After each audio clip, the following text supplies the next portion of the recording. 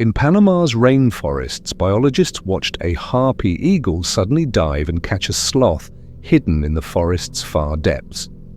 Impossible. Dense vegetation blocks 98% of visual cues.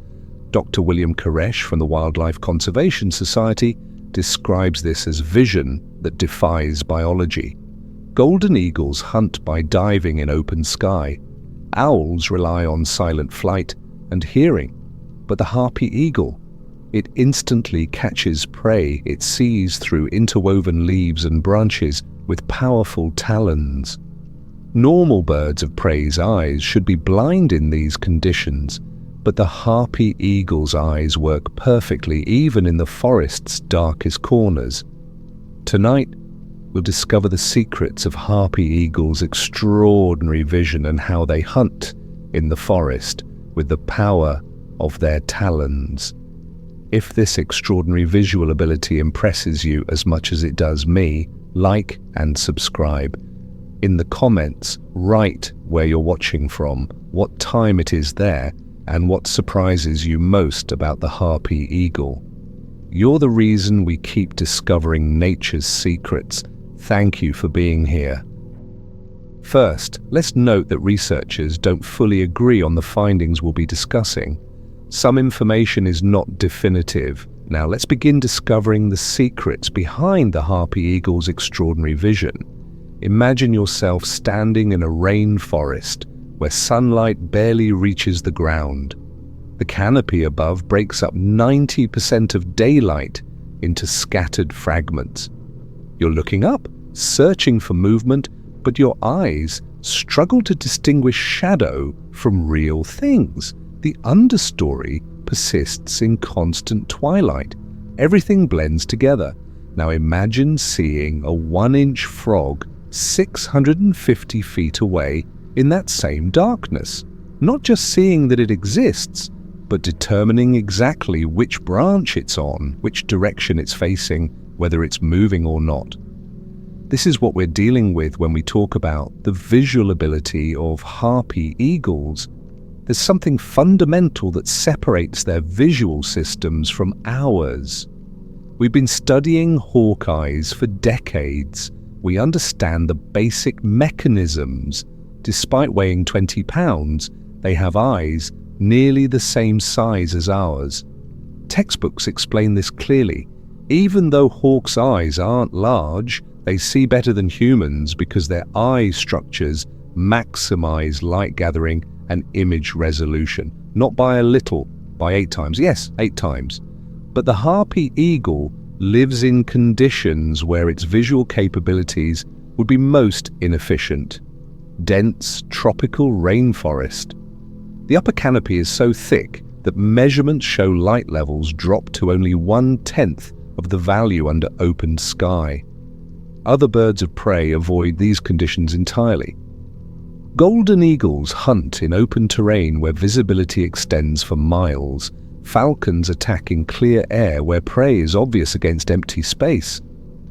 But harpy eagles hunt in conditions where we humans would struggle to see our own hands in front of our faces. The question researchers asked was simple. How does a 20-pound animal maintain its visual ability in an environment designed to prevent seeing? The early assumption was about adaptation. Perhaps harpy eagles developed a special eye structure that balances against low light. Perhaps there are special light-sensing cells. Field observations suggested otherwise. When scientists finally compared the harpy eagle's eye structure with other bird of prey species, they couldn't find any significant difference in basic structure. Yes, the density of vision cells was high, but many other bird species had similar features yet couldn't demonstrate the visual performance of harpy eagles in tropical understory conditions. Researchers then tried comparing with human eyes. The result was, as we expected, they beat us in all areas. Density of vision cells, field of view, focusing. One of these researchers, Dr. Simon Potier from Lund University, spent 18 months analyzing visual field structures in 15 bird of prey species. The aim was to understand how different hunting strategies connect with eye placement and how wide an area they can see. After the research, we understood that harpy eagles had the largest visual gap ever recorded among diurnal hunters, meaning the area right behind their heads that they can't see at all was wider than in any other daytime hunter. For a predator moving at high speed through dense forest, this doesn't make sense. You'd expect maximum rear vision for avoiding collisions, tracking threats. Instead, harpy eagles completely sacrifice rear vision. Nearly 40 degrees of their visual field disappears. But despite this loss, eagles are still among the birds with the widest field of view in the bird kingdom. They can see around them nearly twice as much as our field of view. Harpy eagles are active during the day and mostly hunt during daytime. But even during the day, very little sunlight enters the dense forest, and it becomes much darker compared to open areas. This is where the interesting part of these features comes into play. Low sunlight makes it hard for the eagle to see ahead. They have very sharp vision but no night vision. The loss of rear vision makes observing the surroundings difficult. For a predator that must navigate in a complex way through the forest, this situation seems disadvantageous. It's like designing a race car with perfect forward vision but no mirrors. Yet harpy eagles are among the top predators in the forest ecosystem. They catch prey that other birds of prey can't reach. They hunt in conditions that force different species to hunt in other areas. Regardless, they haven't just managed to cope with their visual limitations, they've also achieved extraordinary success. Think about this for a moment. You're flying in an area where branches suddenly appear in front of you. Depth cues are minimal. Light levels make understanding distance nearly impossible. You can't look behind you, and the animals you hunt have evolved to hide in exactly these conditions, using camouflage to escape visual hunters. The answer is hidden not in what harpy eagles see, but in how they process what. When researchers measured the density of vision cells in harpy eagles' eyes, they found nearly 1 million cone cells at one point. To understand what this means, let's compare with ourselves. Human eyes, our eye structures that we consider our perfect visual organs, contain approximately 200,000 cone cells in their highest density regions. Harpy eagles place 5 times that in the same area. Each cone cell functions as an individual pixel. More cones mean higher resolution. This is like the difference between a 10 megapixel camera and a 50 megapixel camera. Both capture images, but one resolves finer details, perceives subtler contrasts, distinguishes smaller features at the same distance. Here's the critical point. That 1 million vision cells aren't distributed evenly throughout the eye structure. They concentrate in some special regions. These are called fovea, vertical pits on the eye surface that magnify central vision. Light particles first hit these foveas, then image processing begins in the fovea. The deeper the fovea, the sharper the image is processed. Most birds have 1 fovea, but harpy eagles have 2 foveas, and they form quite vertical pits. That deep fovea allows the eagle to see a frog 600 feet away. Perfect resolution, ultra-detailed vision, but foveal vision is narrow, typically covering only a few degrees of visual field. You can't navigate a complex environment with only high-resolution vision. You crash into obstacles outside the area you're focused on. We can think of this as a vision system specialized for different tasks. The central fovea detects prey. The temporal fovea provides peripheral awareness. Thanks to rapid eye movements, the bird can switch between these modes very quickly. Sometimes it searches for prey with narrow focus, sometimes it checks its surroundings with wide angle. This explains how harpy eagles compensate for their large blind spot. They don't need constant 360-degree awareness. Instead, they direct their attention. They focus on areas they consider important, ignoring blind zones in areas they've already scanned or found non-threatening. An efficient system, but something else is needed, something that doesn't emerge in eye anatomy studies. When scientists examined harpy eagles' heads, they noticed an unusual feature. The birds have a distinct facial disc that forms a slight depression around each eye. This structure is used in barn owls to direct sound waves to ear openings for silent hunting in darkness. Diurnal predators generally don't have facial discs. They hunt during the day because locating sound doesn't provide much advantage when prey is visible. But harpy eagles hunt in conditions where light is scarce and visual detection is difficult with dense foliage. In this environment, hearing becomes vital too. A harpy eagle can move its facial disc up or down whenever it wants. When raised, the feathers direct sound waves to the ear openings on the sides of the head, allowing better sound localization. Field observations show harpy eagles sitting motionless on branches for hours, slowly turning their heads. They're not just watching, they're listening too. This combination creates a hunting system where vision and hearing work together. The eagle hears movement in the leaves. It turns its head. The deep fovea engages on the sound source. High-resolution vision confirms the prey's identity and location. But the initial detection comes from sound cues that can't be detected by vision alone. But this creates a new problem that researchers are just beginning to understand.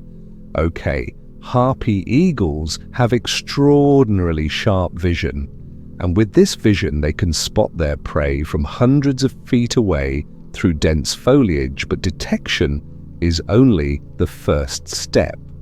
The real challenge begins after spotting the prey, because when diving at high speed through dense branches, processing time drops to milliseconds. A single miscalculation leads to escaped prey or fatal collisions. The bird must pass through narrow angles, maneuver at the last second, and strike at exactly the right moment. And here's where the question emerges. At such high speed, how do they neutralize a moving target in a single strike? The answer lies in the most lethal feature of the harpy eagle's anatomy. Talons as large as a human hand, capable of applying pressure like a bear bite, bone-crushing claws. Chapter 2. We just examined how harpy eagles see their world. Now we need to understand what happens after they spot their prey. Here's the problem that puzzled researchers for years. Harpy eagles weigh 20 pounds. An adult sloth weighs between 15 and 20 pounds. Nearly as much as the eagle. Simple physics says the eagles shouldn't be able to win this struggle because you can't hunt and carry an animal that equals your body weight. A sloth is an animal with muscle mass. It has sharp claws designed to grip branches. They cling to the tree with all the force their body can generate. Yet we've documented harpy eagles tearing sloths from branches in a few seconds. They're not removing them gently. They rip them from their grip, lift them into the air, and fly while the sloth struggles. The force required doesn't match what a 20-pound bird should be able to produce. The harpy eagle is one of the world's most powerful birds of prey with this supernatural hunting power. The architect of this power is the eagle's talons.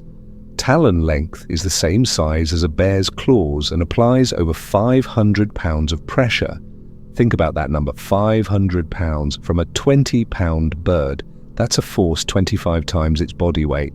Now imagine squeezing your hand as hard as you can. If you're strong, maybe you're generating about 100 pounds of force. The harpy eagle produces 5 times that force, with feet the size of a human hand. Dr. Sarah Johnson from Cornell University studied the Harpy Eagle's leg structure for 3 years. Teams examined specimens, mapped muscle connections, measured bone density. They were looking for the mechanism that enables impossible force production. What they found changed our understanding of predator biomechanics. Let's start with what you can see. The talons. Each Harpy Eagle foot has 4 talons arranged in a specific order, 3 forward, 1 backward. That back talon is called the hallux. We need to focus on it. It's 5 inches long. 5 inches. That's the same length as a grizzly bear's claw. We're comparing a 1,000-pound predator with a 20-pound bird, and their primary weapons are the same size. But size alone doesn't explain grip strength. A 5-inch talon made from weak material would break under pressure. Harpy Eagle talons are made from keratin, just like your fingernails, but the structure is completely different. Human keratin consists of thin, flexible layers. We can bend our nails, we can cut them with simple scissors. The Harpy Eagle's keratin consists of dense, interlocking protein layers reinforced with calcium. The material has a structure closer to bone than nail. It doesn't bend, it doesn't flex. These talons provide Harpia with enough power and grip to lift prey up to its own weight. The talons curve in a specific arc, not random, not for decoration. The curvature provides more power through leverage effect. When the eagle's leg muscles contract, the curvature creates powerful crushing force in the talons. But here's the interesting part. That 5-inch back talon isn't alone. The 3 front talons work together to create what engineers call an extended grip structure. When the eagle attacks its prey, all 4 talons penetrate deeply at once. The back talon drives downward. The front talons descend from top to bottom. The prey is caught in a vice from 4 directions simultaneously. Researchers making observations examined the body of a sloth caught by a Harpy Eagle. They found talon marks on the bones, not just scratches, holes, meaning the eagle's talon doesn't just catch its prey, it reaches vital organs, penetrates through. The force needed to penetrate bone exceeds what any bird should be able to produce. Now we understand what the problem is. We examined the talons, we measured their strength, we know they can pierce bones, but a 20-pound bird shouldn't be able to generate 500 pounds of pressure. This isn't possible with standard muscle contractions. You'd need massive leg muscles, which would account for most of the bird's body weight. Yet Harpy Eagles have relatively normal-sized legs. For their body mass, there's something else. There's something in understanding how force is transferred. Dr. Johnson's team found it in the tendons, not in the muscles, in the tendons. When you hold something, your muscles contract. Tendons connect muscles to bones, converting this contraction into movement. That's the standard system, something every animal has. But Harpy Eagle tendons contain special structures not found in other birds. Protrusions in their tendons fit into spaces around the tendons, providing grip without using muscle. When leg muscles contract, the tendon pulls and the foot closes. These protrusions lock into spaces around the tendon. This works like a ratchet mechanism. You probably don't know what a ratchet mechanism is, but you've used it. There's the lock in car seat belts that works with a ratchet mechanism. When you fasten your seat belt, it clicks and locks. It prevents backward movement. Harpy Eagle tendons work the same way. When the foot closes, the ratchet engages, the talons lock. This solves 2 major problems at once. First, it explains how 20-pound birds generate 500 pounds of force. The ratchet mechanism provides continuous pressure, even though normal muscles would be exhausted within seconds. Second, it explains how harpy eagles carry struggling prey over long distances. The eagle can lift a sloth it hunted in a few seconds and carry it in the air for minutes. But there's something remarkable about sloths. They're so slow that their entire biology works almost differently from all other animals. They sleep 20 hours a day. Their metabolism rate is 3 to 4 times slower than normal. In our next video, we'll discover how this extremely slow lifestyle creates a unique survival strategy. But now let's return to the harpy eagle. We tested the ratchet mechanism with controlled birds. We measured muscle activity while dealing with prey. The initial attack shows large muscle activation, full contraction, maximum force. But within seconds, muscle activity drops to nearly zero. The bird is holding a 15-pound sloth, fighting for its life. But the leg muscles are barely working. The tendons are doing everything. But applying this much force also requires rest. Harpy eagles don't hunt every day. One sloth feeds them for a few days, and in those few days, the muscles recover. Imagine holding a heavy bag. At first, your hand is strong. After 30 seconds, you start shaking. After a minute, you need to drop it. Your muscles get tired. They can't sustain continuous contraction. But in the harpy eagle, it's different. It can lock its grip instantly without using muscle energy for however long it takes. This is what we see in harpy eagles. This is why they can catch prey up to twice their body weight. This isn't just about raw strength. It's about mechanical advantage. It's about amplifying force through specialized anatomy. The ratchet system maintains pressure. The result is a bone-crushing grip without effort. But this leads to a new problem, a much more serious problem. If the ratchet mechanism locks automatically, how does the eagle release its prey? Just relaxing the muscles isn't enough. The protrusions are interlocked. The system is mechanically locked. Force continues with passive tension. Some researchers thought harpy eagles wouldn't voluntarily release prey they've caught. This seems correct because eagles very rarely drop their prey in flight. However, this raises an important question. How can they release their prey from branches? How do they release prey when feeding their young? If their talons lock automatically and irreversibly, they'd be permanently attached to prey they catch. But clearly, this doesn't happen. We've observed eagles releasing their prey.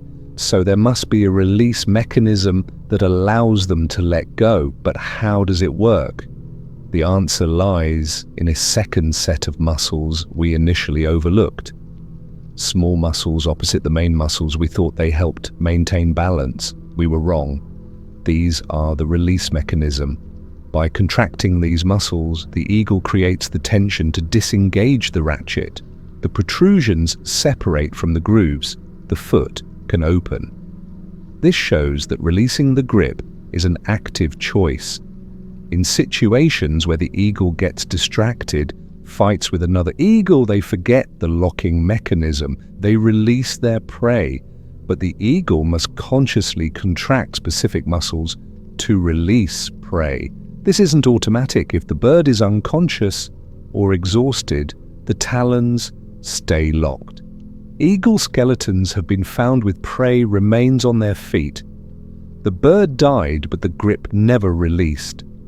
This dual system, automatic locking and conscious opening, is one of the eagle's unique features. The eagle conserves energy without compromising grip strength. It holds its prey tight but can release it in a controlled manner. This is flawless engineering. We thought this was the eagle's only ability. But there's something else. Harpy eagle nests, massive architecture. The same talon that catches prey also makes it possible to build a massive nest 50 meters high from the ground. Now, let's begin examining the harpy eagle's architectural marvels in the trees. Chapter 3. We've seen how harpy eagles hunt. Now we need to understand where they raise the next generation, because finding prey is one challenge. Protecting a helpless chick for 6 months while teaching it to hunt is something entirely different. A Harpy Eagle nest measures 5 feet across and 4 feet thick. Let that sink in for a moment. You could lie down across one of these structures. An adult human could curl up inside and have room to spare. We're talking about a platform built from branches and sticks woven together, positioned 100 feet in the air. The weight estimates vary, but mature nests can exceed several hundred pounds. Some eagle species maintain nests that reach over 2,000 pounds after years of additions. The structure needs to support 2 adult eagles, each weighing up to 20 pounds, plus a growing chick that will reach full size in just 6 months, plus the weight of prey items brought back to feed the family. That's a lot of weight hanging from tree branches 100 feet off the ground. The engineering challenge is real. Pick the wrong tree, build in the wrong location, and the entire nest comes crashing down. We've documented nest failures. The results are always fatal for any chicks present, so Harpy eagles can't just build anywhere. They need specific tree species with specific characteristics, and here's where the problem starts. Researchers studying Harpy eagle nests across Central and South America gathered data on 98 documented nesting sites. They wanted to know which trees eagles choose and why. The pattern that emerged was both clear and concerning. Harpy eagles selected just 28 tree species out of roughly 10,000 options available in their habitat. That's selective, extremely selective. Less than 1% of available tree species meet their requirements. In the Amazon, the favorite is Saber pentandra, the kapok tree. These giants can reach 200 feet tall, towering above the surrounding canopy. In the Guiana Shield region, eagles prefer Curatari guianensis, another massive emergent species. What makes these trees special? 3 factors matter most.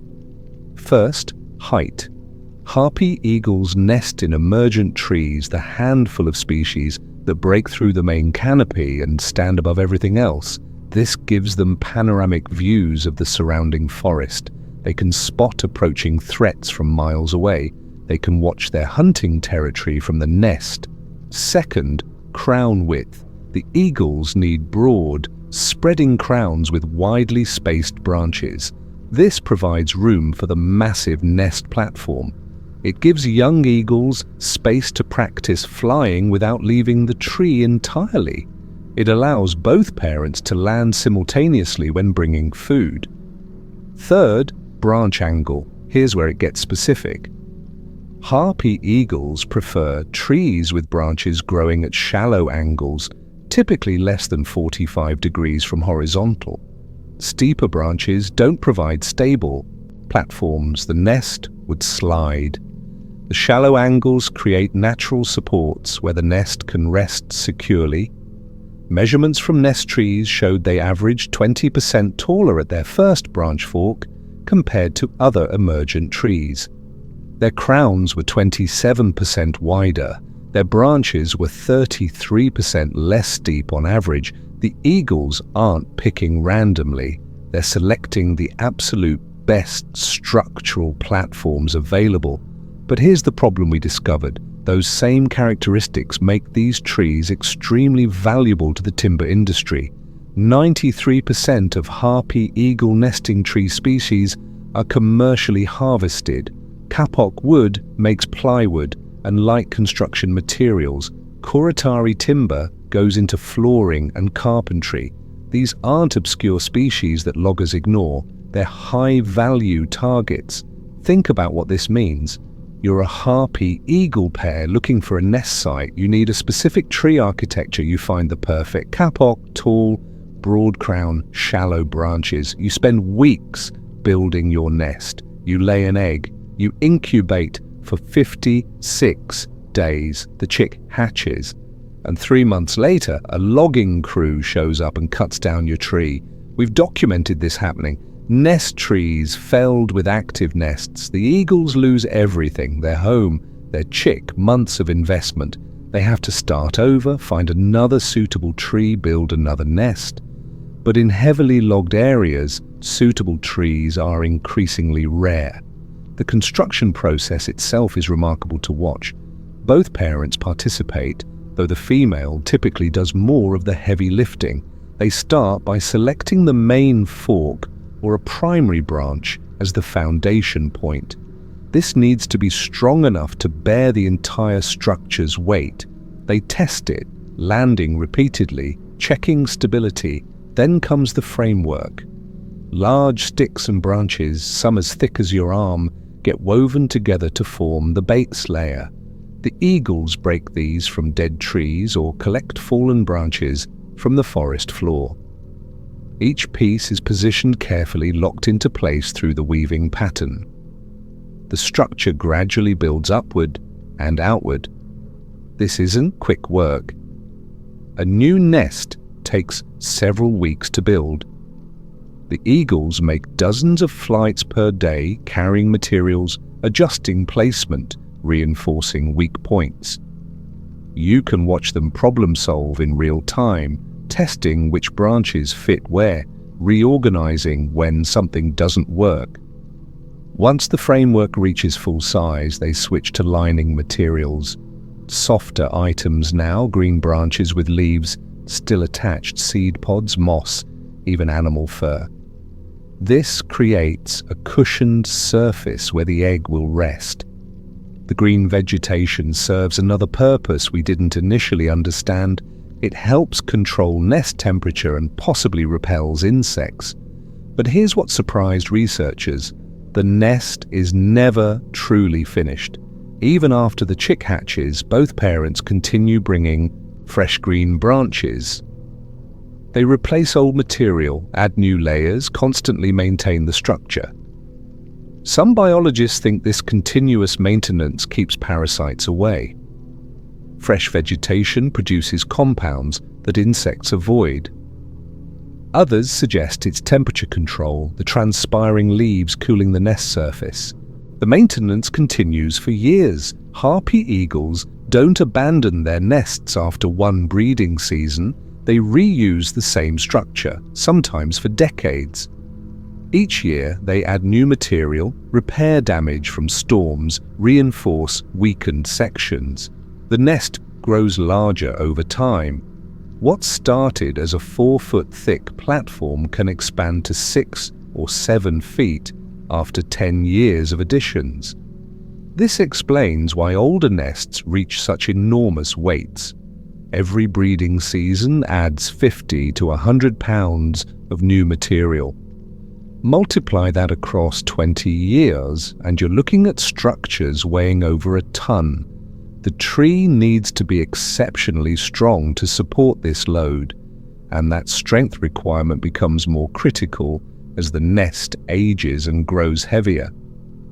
We've measured nest site fidelity, how long eagles stay with one nest. The record is over 20 years in a single tree. The same pair raising multiple generations of chicks, constantly improving and maintaining their home. This represents massive investment. Finding the perfect tree, building the structure, refining it over decades, which makes nest tree loss even more devastating. When loggers take a mature nest tree, they're not just removing one tree, they're destroying decades of work. The eagles might find another suitable tree nearby, but they have to start over from scratch. New framework, new construction, weeks or months before it's ready. And in that time, they're not breeding. Here's what concerns conservationists most.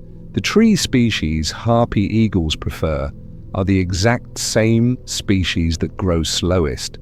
Kapok trees take 50 to 70 years to reach the size and structure eagles need. Kuratari species are similarly slow-growing. Cut down a nest tree today, and it won't be replaced by natural regeneration for half a century or more. Do the math. A logging operation clears a section of forest, takes all the emergent kapok trees. 50 years from now, those trees might be regrowing. But harpy eagles breed every 2 to 3 years. That's 25 breeding cycles lost. An entire population lineage potentially eliminated because suitable nest sites no longer exist. Researchers mapping nest tree distribution across the Amazon found something alarming. In heavily logged regions, nest density dropped dramatically, not because eagles disappeared, but because they couldn't find suitable trees. The birds were still present, still hunting, but not breeding. You can't raise chicks without a nest, and you can't build a nest without the right tree. Some areas showed signs of what biologists call ecological traps. Eagles would attempt to nest in suboptimal trees, smaller species, weaker structures. These nests failed at higher rates. Storm damage would bring them down. The trees couldn't support the weight. Chicks died when nests collapsed. The selective pressure is intense. Only eagles that successfully choose the best available trees manage to raise young. But when the best trees are being systematically removed by logging, what choices remain? Eagles are forced into increasingly marginal options. Nest success rates decline. Population recruitment drops.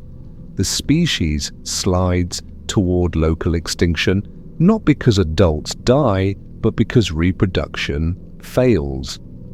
This is happening now across significant portions of their range. Central America shows the pattern most clearly. El Salvador has lost its harpy eagle population entirely. Belize has one documented breeding pair remaining. Guatemala and Honduras report only scattered sightings. The Amazon remains the stronghold, but even there, selective logging is targeting the exact trees eagles depend on. Conservation efforts now focus on protecting known nest trees. Mark them, keep logging crews away, establish buffer zones. Some countries have enacted laws protecting harpy eagle nest sites, but enforcement is difficult.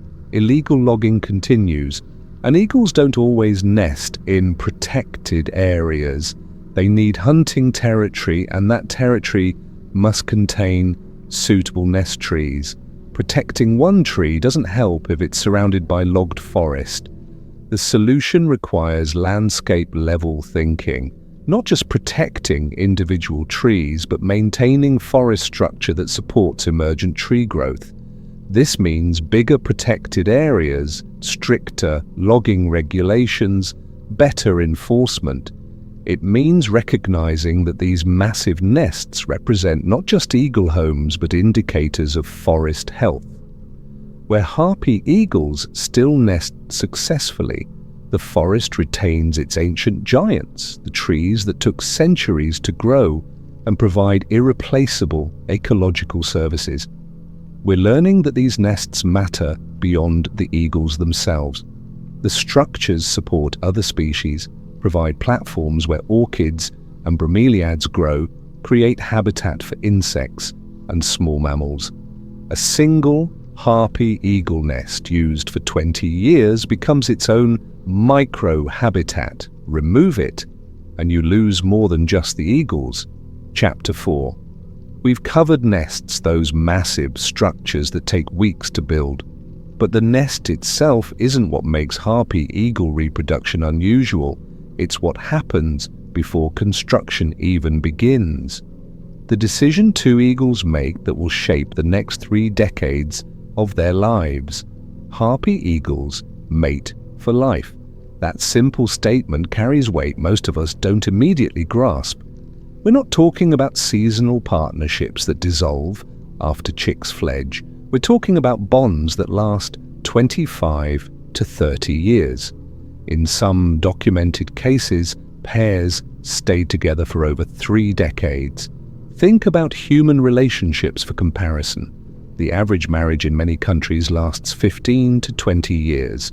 Harpy eagles regularly exceed that time frame, and unlike humans, they don't have counseling, don't negotiate compromises, don't work through communication issues with self-help books. They simply find a partner and commit. But here's the mystery that puzzled researchers for years. How do they choose? What makes one eagle select a specific partner from all available options? And perhaps more importantly, what keeps them together through decades of shared territory, breeding cycles, and the intensive demands of raising slow-developing chicks? Dr. Maria Santos studied Harpy Eagle pair bonds in Panama for 12 years. Her team tracked multiple breeding pairs, documenting their interactions, mapping territories, recording every behavior they could observe.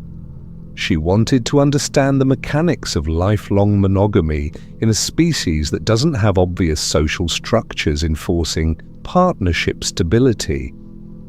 What she found challenged assumptions about bird relationships.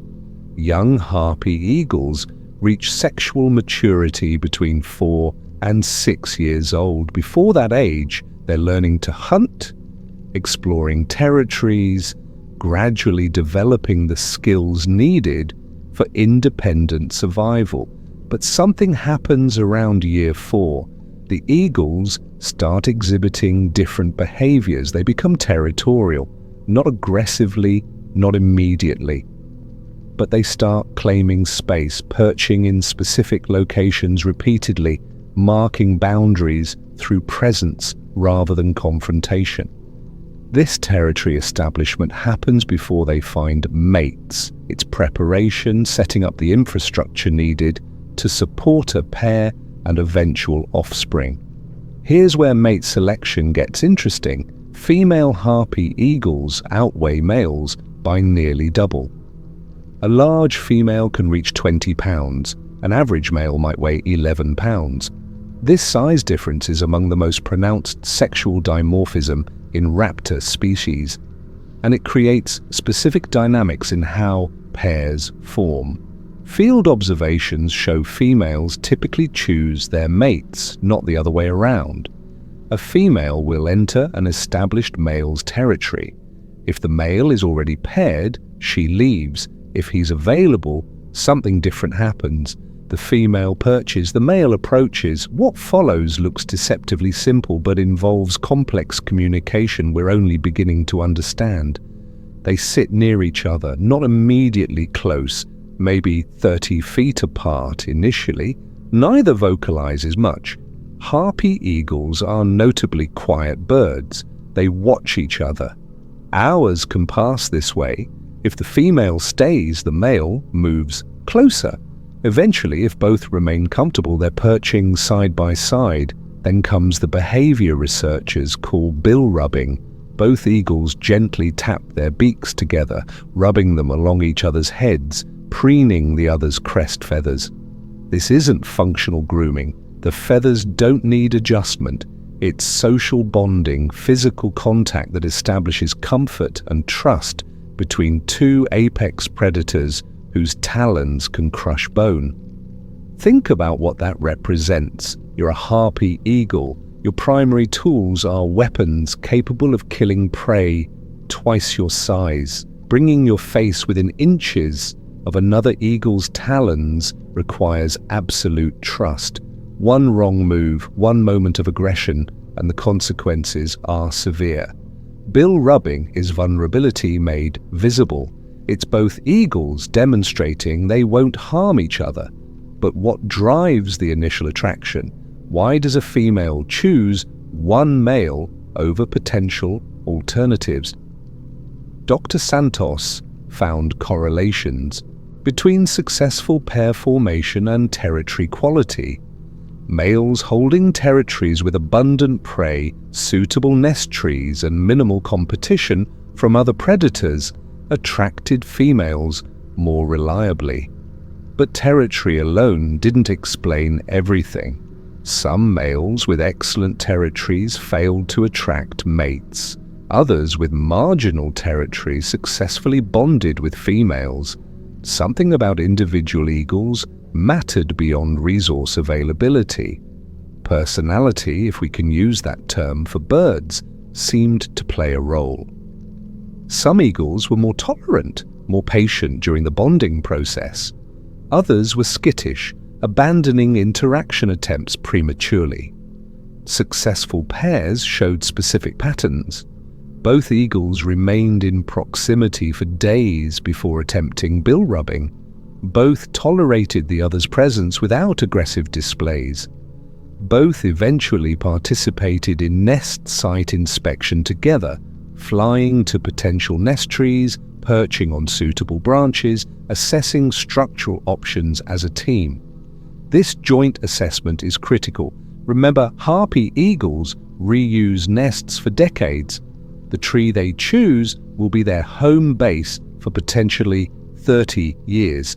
Both eagles need to agree on the location. We've observed pairs rejecting multiple nest sites before settling on one they both accept. It's a negotiation, silent and gradual, but unmistakably collaborative. Once a nest site is chosen and pair bonds are established, something remarkable happens. The relationship becomes the stable foundation for everything else. Territory defense, nest construction, hunting, chick rearing, all of it builds on that initial partnership. And the partnership itself requires maintenance. Harpy eagle pairs engage in behaviors throughout their lives together that reinforce bonding. Bill rubbing continues not just during courtship, but throughout the relationship. Pairs often perch together for hours, sitting side by side in their nest tree. They vocalize to each other soft calls that aren't territorial announcements or alarm signals, just communication between partners. During breeding season, which occurs every 2 to 3 years, the pair's coordination becomes even more visible. The female lays 1 or 2 eggs, usually 2, but here's where something interesting happens. The parents only raise 1 chick. Always, if 2 eggs hatch, they focus on the first. The second is ignored and eventually dies. This seems wasteful. Why lay 2 eggs if you're only raising 1? The answer is insurance. Eagle eggs don't always hatch. Development can fail. The embryo might not survive. By laying 2 eggs, the female ensures that if the first fails, there's a backup. But successfully raising 2 chicks simultaneously would require double the food, double the parental investment. It's not sustainable for harpy eagles given their long chick dependency period. Both parents incubate the eggs for 56 days. The female does most sitting, but the male takes shifts, allowing her to hunt and maintain body condition. This shared responsibility continues after hatching. The male hunts, bringing prey back to the nest. The female tears meat into small pieces, feeding the chick carefully. Later, both parents hunt, coordinating their efforts to provide consistent food supply. The chick fledges at 6 months but remains dependent for another 6 to 10 months. That's a year or more of intensive parental care for each breeding cycle. And even after the young eagle can hunt independently, it often stays in the parent's territory for up to 2 years. Learning, practicing, gradually developing the skills needed to claim its own territory eventually. This extended dependency is why harpy eagles breed every 2 to 3 years instead of annually. The parents can't start a new breeding cycle while still supporting a juvenile from the previous attempt. They have to wait until the youngster becomes independent. Only then do they mate again, lay new eggs, begin another multi-year parenting cycle. Now imagine maintaining a partnership through this process. 2 years of intensive chick rearing, then a year or more of rest and territory maintenance. Then another breeding cycle, repeated for 3 decades. The coordination required is substantial. The trust needs to be absolute. If either partner fails in their role, the chick dies. If the pair can't work together effectively, reproduction fails. Yet successful pairs raise multiple offspring over their lifetimes. Not many, given the long intervals between breeding attempts. Maybe 8 to 12 chicks total across 30 years together. But each of those chicks represents months of coordinated effort, shared responsibility, mutual support through the demanding process of creating the next generation. Researchers documenting long-term pair bonds found something unexpected. Older pairs, eagles that had been together for 20 or more years, showed higher breeding success rates than newly formed pairs. Experience mattered. Pairs that had raised multiple chicks together developed efficiency in their coordination. They knew each other's patterns, anticipated each other's actions, worked together with practiced ease. This suggests that Harpy Eagle partnerships improve over time.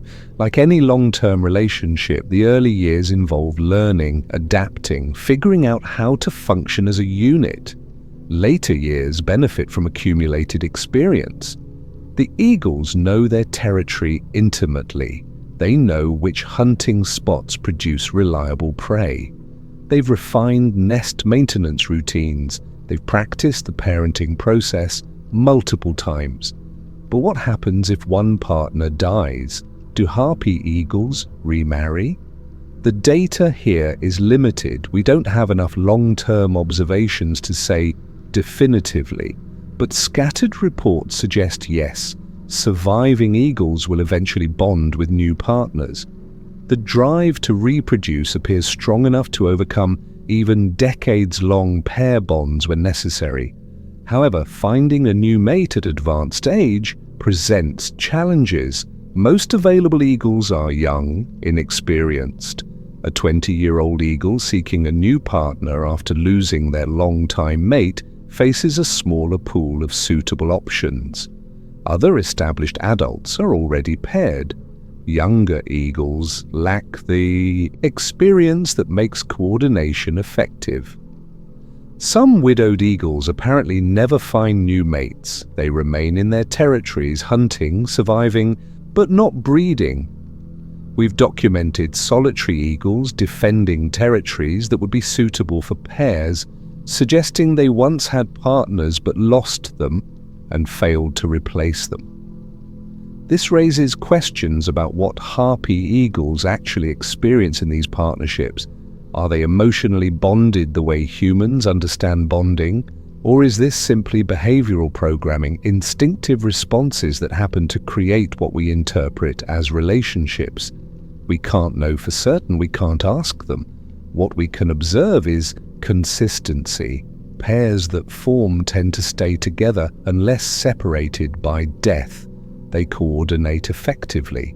They engage in behaviors that look affectionate, bill rubbing, mutual preening, side-by-side perching. They work together towards shared goals, raising chicks, defending territory, maintaining their nest. By any functional measure, these are partnerships, long-term, stable, productive partnerships that last decades and produce multiple generations of offspring, and that stability matters beyond the individual eagles.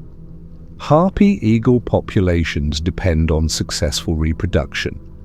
Given their slow breeding rates, every chick that reaches maturity is significant. Pairs that stay together and consistently raise young contribute disproportionately to population maintenance. The lifelong bonds we're observing aren't just romantic curiosity, they're fundamental to species survival. Chapter 5. The nest sits 100 feet above the forest floor. Inside, a single white egg rests on soft green vegetation. 56 days pass slowly. The parents take turns sitting, keeping the egg warm, waiting. Then one morning, a small crack appears. Another day passes, the crack widens. Finally, a tiny chick emerges, weighing barely a few ounces, covered in white, downy feathers. This is the beginning of one of the longest childhoods in the bird world. 6 months until first flight. Another 6 to 10 months of dependence after that. A full year or more before the young eagle can survive alone. Most bird species fledge in weeks. Harpy eagles take half a year just to leave the nest. The question researchers kept asking was simple. Why so long? What makes harpy eagle development stretch across months when similar-sized raptors manage the same process in half the time? The newly hatched chick fits in the palm of a human hand. Its eyes are open, but it can barely lift its head. The white down covering its body provides some insulation, but the chick generates little body heat on its own. For the first weeks, the mother stays with it constantly, using her body to maintain temperature, protecting it from rain, shading it from sun. The father hunts. He brings prey back every few days, dropping it on the nest edge. The mother tears tiny pieces of meat, carefully feeding the chick with her massive beak. The contrast is striking. That same beak that crushes monkey skulls now delicately places meat fragments into the chick's mouth. One wrong move could kill the fragile offspring. But the mother's movements are precise, gentle, practiced. We can track the chick's growth week by week. At 1 month, it's grown substantially but still looks nothing like an adult eagle. The white down persists, the legs are thin, wobbly, the wings are tiny stubs. It can sit up now, can turn its head to follow movement, can open its mouth wide when parents approach with food. But it's still completely helpless. A strong wind could blow it from the nest. A determined predator could take it easily. At 2 months, the transformation becomes visible. Grey feathers start emerging through the white down. The chick is larger, nearly the size of a football now. It can stand, though the movements are clumsy, awkward. The legs are thickening, developing the muscle that will eventually support its weight and power those incredible talons. But flight is still months away. The wings remain small, underdeveloped. 3 months brings more changes. The chick now resembles a small, awkward eagle. Most of the white down has been replaced by juvenile feathers, grey and less defined than adult plumage. It walks around the nest, exploring the platform that has been its entire world. Sometimes it flaps its wings, testing them, building strength. The flapping looks uncoordinated, random, but it's practice, gradual development of the muscles needed for flight. 4 months, and something interesting happens. The chick starts feeding itself. Before now, parents tore all the meat into small pieces. Now they bring whole prey items, drop them on the nest, and let the chick figure it out. At first, the process is messy. The chick doesn't know how to efficiently tear meat from bone. It pulls awkwardly, drops pieces, tries again. But slowly, over days and weeks, the skill develops. Yet even when the chick can feed itself, the parents continue bringing food. They continue tearing pieces sometimes. This behavior puzzled observers for years. Why keep doing work the chick can now handle? One theory suggests it strengthens the parent-chick bond. The act of feeding and being fed creates connection beyond simple nutrition. Another possibility is that young eagles can't yet handle certain prey items, can't crack bones or tear through tough hide the way adults can. The parents continue helping with difficult portions. At 5 months, the chick is nearly full-sized. Place it next to an adult, and the difference is subtle. The plumage is lighter, less defined. The eyes are darker. The talons are slightly smaller. But in terms of body mass and wingspan, the young eagle has caught up. It spends hours each day exercising its wings now. The flapping is stronger, more controlled. Sometimes it lifts slightly off the nest surface, hovering for a second before settling back down. 6 months. This is when fledging typically occurs, the first flight. But unlike many bird species where fledging means leaving the nest permanently, harpy eagle fledging is gradual. The young eagle doesn't fly away to independence, it flies to a nearby branch, maybe 10 feet from the nest. Then it returns. Over the following days, the flights extend 20 feet to a branch on the same tree, 30 feet to a neighboring tree, but always returning to the nest. The nest remains home base, the safe place, the location where parents still bring food. Those first flights are shaky, uncertain. The young eagle misjudges distances, lands awkwardly, struggles with wind that catches its broad wings. Several times it nearly falls, catching itself at the last moment by grabbing a branch with its talons. The learning curve is steep. Flight looks easy when watching adults. For juveniles, every flight is practice, every landing a challenge. Here's what makes this extended development necessary. Harpy eagles aren't just learning to fly, they're learning to fly through dense rainforest, navigating between trees, avoiding branches, adjusting for wind that gusts unpredictably through the canopy. They're learning to hunt while flying, spotting prey far below, calculating intercept trajectories, executing precision strikes at high speed. These are complex skills that can't be rushed. Think about human development for comparison. We take years to master basic motor skills, walking, running, fine motor control. All of it requires time and practice. Harpy eagle chicks face similar challenges compressed into a shorter time frame, but they still need months to develop the physical abilities and cognitive skills required for independent survival. The extended dependency period after fledging serves another purpose. The young eagle stays near the nest for 6 to 10 more months, sometimes up to a year. During this time, parents continue providing food, but the frequency decreases gradually every few days initially, then once a week, eventually once every 10 days or more. The juvenile is forced to hunt between parental food deliveries, forced to practice, to fail, to try again. Young eagles are terrible hunters at first. They misjudge prey behavior. They strike too early or too late. They miscalculate the weight they can carry. Researchers watching juvenile hunting attempts documented success rates below 10% initially. 9 out of 10 attempts fail.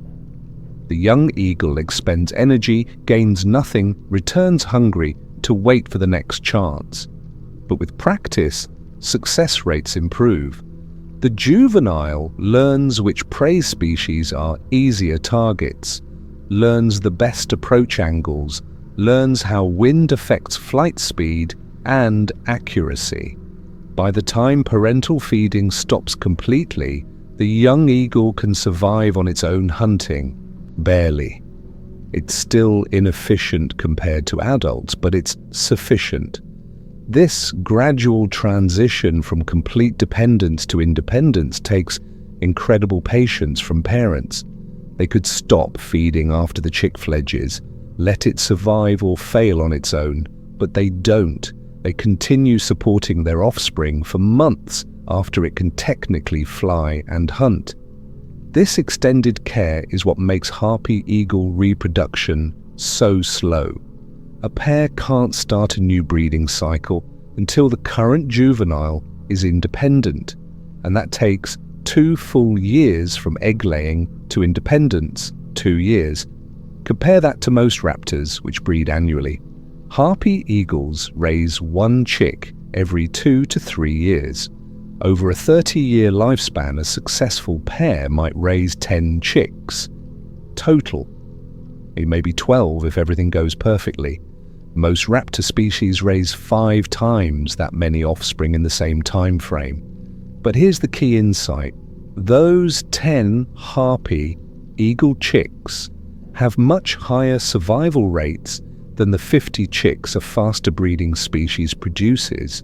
The extended parental care, the months of learning and practice, the gradual transition to independence, all of it increases the odds that each individual chick survives to adulthood and breeds successfully itself. It's a different reproductive strategy. Not quantity, but quality. Not many offspring with minimal care, but few offspring with intensive investment. And for Harpy eagles living in stable rainforest environments where adult mortality is low, this strategy works. A pair that stays together for 30 years and raises 10 successful offspring has done extremely well for the species. The vulnerability comes when the environment changes rapidly, when habitat disappears faster than expected, when adult mortality increases due to hunting or other human impacts. The slow reproduction rate that works fine in stable conditions becomes a liability. Harpy eagle populations can't bounce back quickly from declines. Each breeding pair represents years of accumulated investment. Lose a pair, and it takes decades to replace them, not through the pair themselves, but through their very few offspring. This is why biologists worry so much about Harpy eagle conservation. The species isn't adapted for rapid population recovery. The 6-month fledging period, the year-long dependency, the 2 to 3 year breeding interval, all of it made sense in pristine rainforest. But in fragmented habitat with increasing human pressure, these same traits become vulnerabilities. Still, watching a young Harpy eagle take its first uncertain flights, seeing it gradually master the skills needed for independent life, there's something remarkable about the process. Most birds rush through development. Harpy eagles take their time. And perhaps that patience and that willingness to invest months and years into each offspring is part of what makes them such successful apex predators when conditions allow them to thrive. Chapter 6. The rainforest at dawn holds countless sounds. Howler monkeys calling from distant branches, parrots chattering as they wake, insects beginning their daily rhythms, and somewhere high in the canopy, perched on a massive nest platform, a Harpy eagle sits quietly, watching the forest come alive below. Harpy eagles are among the quietest large raptors in the world. You can spend hours near their territory and hear nothing. No territorial screams like hawks give, no constant calling like some eagle species, just silence, broken occasionally by soft sounds that barely carry beyond the immediate area. This quietness makes sense when you think about their hunting strategy. They sit motionless for hours, waiting for prey to pass below. Any sound would alert potential meals, giving monkeys and sloths warning to freeze or flee. So the eagles have learned to hunt in silence, to wait without announcing their presence, to become part of the forest's background until the moment they strike. But silence doesn't mean they never vocalize. Around the nest, especially during breeding season, Harpy eagles do communicate. The sounds they make are distinctive, though not what most people expect from such powerful birds. There's no fierce screaming, no dramatic calls echoing through the forest. Instead, their voices are softer, almost melancholy. When researchers first recorded Harpy eagle vocalizations at nest sites, they described the sound as a weak, penetrating scream. Wee, wee, ooh. Unwind, repeated several times in succession. The male sitting on the nest during incubation would call out in a whispery wail, the notes stretching long and thin. 7 to 10 calls in a row, then silence for 30 or 40 seconds before starting again. The female would answer with similar calls, though at a different pitch. Lower, steadier, but recognizably the same pattern. Back and forth they would communicate, the male announcing his presence on the nest, the female responding from wherever she perched nearby. These exchanges happened throughout incubation, a quiet conversation between partners separated by distance but connected through sound. Think about sitting near a Harpy Eagle nest as evening approaches. The forest light is fading, filtered through layers of canopy into soft green twilight. Somewhere high above, barely visible, the male eagle shifts position on the nest. A moment later, his call drifts down. Not loud, not harsh, just a long, whistle-like wail that seems to blend with the forest's other sounds. You might not even notice it at first, might mistake it for wind through branches or a distant bird you don't recognize. The female answers from a perch 50 feet away. Her voice is deeper, but similarly gentle. The two calls overlap for a moment, creating a brief harmony before fading back into the ambient noise of cicadas and frogs beginning their evening chorus. Then silence again. Minutes pass.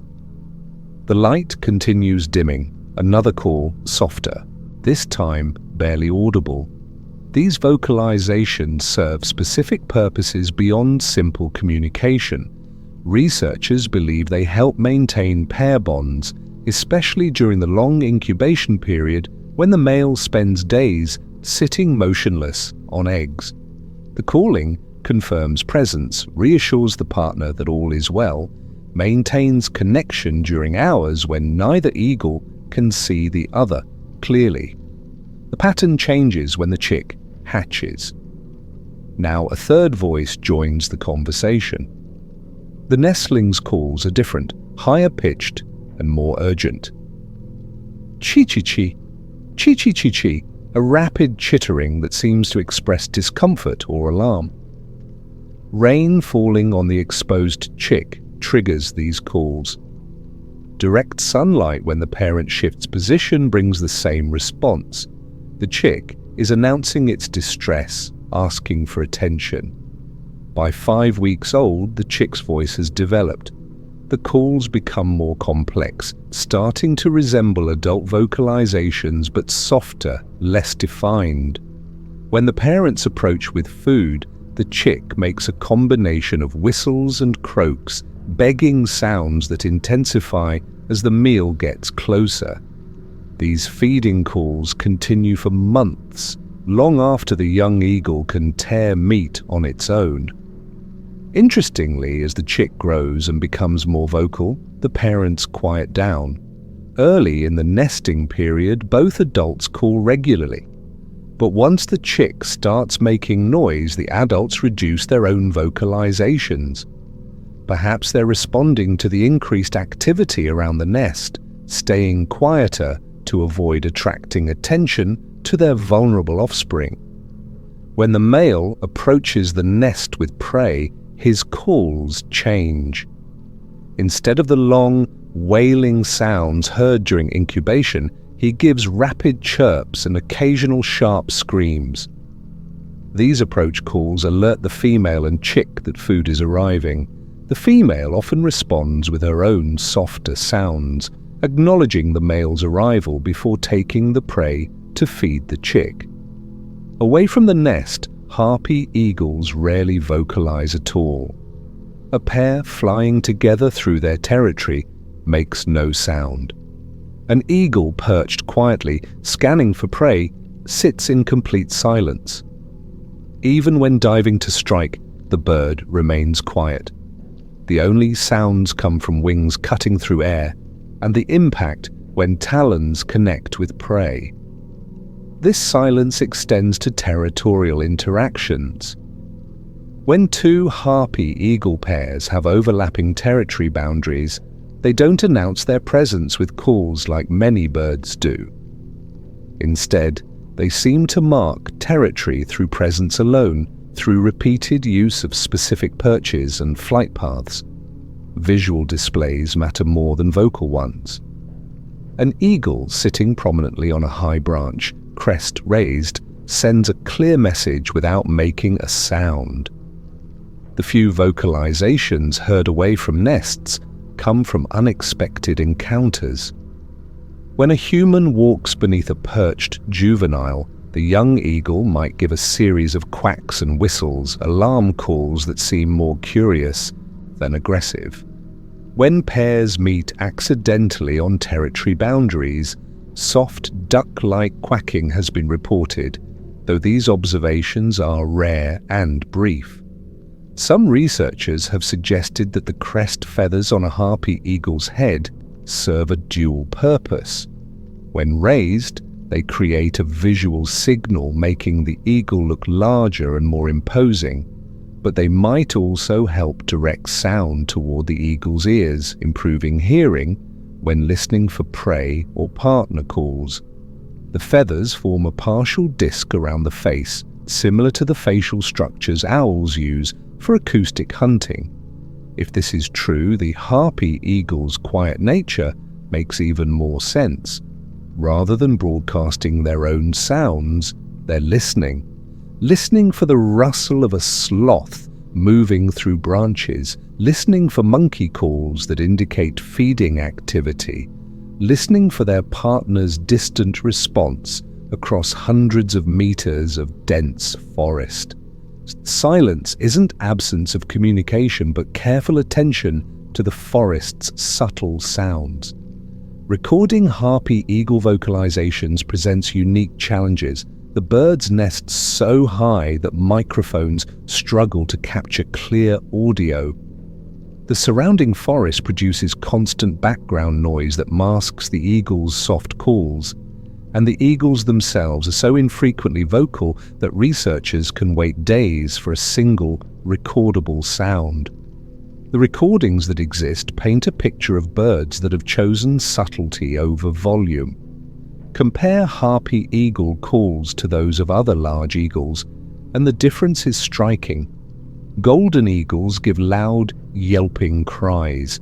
Bald eagles produce sharp, chattering sounds. Even the Philippine eagle, another massive rainforest species, has clearer, more melodious whistles. Harpy eagles seem to have evolved voices that blend with their environment rather than dominating it. This quiet approach to communication fits their role as ambush predators. Every aspect of their hunting strategy involves patience and stillness. The silent flight between trees, the motionless waiting on perches, the sudden, soundless strike, adding loud vocalizations would break that pattern, would introduce an element that doesn't serve their survival strategy. So we're left with birds that speak rarely and softly when they speak at all. Their most important communications happen around the nest, where partners coordinate breeding and parents tend to chicks. The rest of their lives unfold in near silence, marked by watchful waiting and careful movement through a forest that never stops making noise around them. In that constant backdrop of sound, the Harpy eagle's occasional whispered call becomes one more thread in the rainforest's evening song. If this is true, the Harpy eagle's quiet nature makes even more sense. Rather than broadcasting their own sounds, they're listening for the rustle of a sloth moving through branches, listening for monkey calls that indicate feeding activity, listening for their partner's distant response across hundreds of meters of dense forest. The silence isn't absence of communication, but careful attention to the forest's subtle sounds. Recording Harpy eagle vocalizations presents unique challenges. The birds nest so high that microphones struggle to capture clear audio. The surrounding forest produces constant background noise that masks the eagles' soft calls, and the eagles themselves are so infrequently vocal that researchers can wait days for a single recordable sound. The recordings that exist paint a picture of birds that have chosen subtlety over volume. Compare Harpy Eagle calls to those of other large eagles, and the difference is striking. Golden eagles give loud, yelping cries. Bald eagles produce sharp, chattering sounds. Even the Philippine eagle, another massive rainforest species, has clearer, more melodious whistles. Harpy eagles seem to have evolved voices that blend with their environment rather than dominating it. This quiet approach to communication fits their role as ambush predators. Every aspect of their hunting strategy involves patience and stillness. The silent flight between trees, the motionless waiting on perches, the sudden, soundless strike, adding loud vocalizations would break that pattern, would introduce an element that doesn't serve their survival strategy. So we're left with birds that speak rarely and softly when they speak at all. Their most important communications happen around the nest, where partners coordinate breeding and parents tend to chicks. The rest of their lives unfold in near silence, marked by watchful waiting and careful movement through a forest that never stops making noise around them. In that constant backdrop of sound, the Harpy Eagle's occasional whispered call becomes one more thread in the rainforest's evening song. Chapter 7. The morning light filters through the rainforest canopy in soft, shifting patterns. A Harpy Eagle sits motionless on its perch, watching the forest below. Its eyes track movement, calculating distance, waiting for the right moment. All this scene has played out in one form or another for millions of years. All birds descended from dinosaurs. That fact is well established now. But when you watch a Harpy Eagle hunt, the connection feels more immediate, more visible than with most other bird species. The way they move, the way they strike, the way they use their feet as weapons, all of it echoes behaviors that existed long before the first true birds took flight. 65 million years ago, the asteroid struck. The impact ended the age of dinosaurs, wiping out most species in a geological instant. But some dinosaurs survived. Small, feathered creatures that could fly, that could find shelter, that could adapt when the world turned dark and cold. Those survivors became the ancestors of every bird alive today. The lineage that would eventually produce eagles began evolving in the Mesozoic period between 144 and 66 million years ago. Back then, the earliest birds still had teeth. They looked more reptilian than avian, with features that modern eyes would struggle to recognize as bird-like. But they had feathers. They had wings, they could glide and, eventually, truly fly. Over tens of millions of years, these early birds diversified. Different groups adapted to different ecological niches. Some became specialized for hunting fish, others focused on scavenging. Still others developed into predators that hunted other animals from the air. Around 36 million years ago, the first recognizable eagles appeared in the fossil record. Sea eagles, mostly birds that lived along coastlines and fed primarily on fish. The Harpy Eagle's ancestors emerged from this long evolutionary process, shaped by countless generations adapting to life in dense forests. Their shorter wings, their powerful build, their preference for arboreal prey, all of these traits developed gradually as the birds specialized for hunting in rainforest canopies. But underneath those adaptations, deeper patterns remained. Instincts that stretch back to their dinosaurian origins. Consider how a harpy eagle kills. It doesn't bite like mammalian predators. It doesn't suffocate prey like some snake species. Instead, it pierces and crushes with its feet, driving talons through muscle and bone, targeting vital organs. This is fundamentally how theropod dinosaurs hunted. Velociraptors, those famous predators from the Jurassic period, used their enlarged foot claws to grip and wound prey. The mechanics are nearly identical, just scaled differently.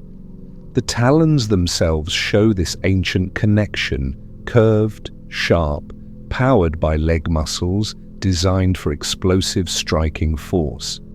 When you look at fossilized theropod claws and compare them to harpy eagle talons, the similarities are obvious. Different sizes, yes, different proportions, but the same basic design refined over millions of years for the same basic purpose.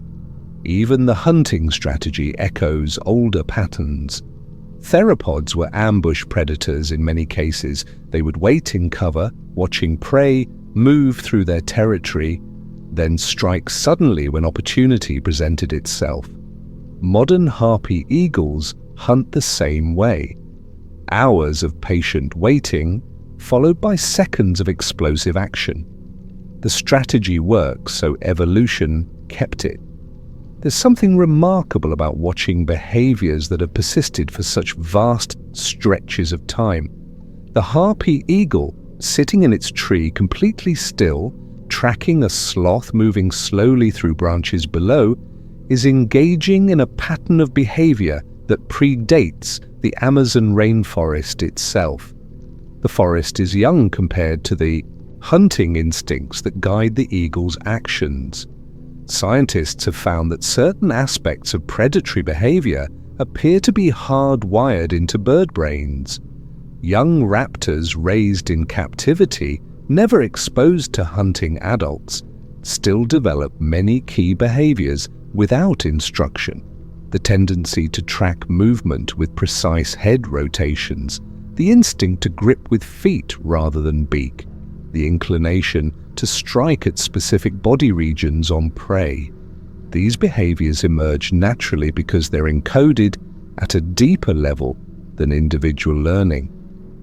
This doesn't mean harpy eagles are simple automatons following programmed responses. They clearly learn, adapt, develop individual preferences and techniques. But the foundation, the basic template their learning builds upon, comes from millions of years of evolutionary refinement. Each successful hunter passed its genes forward.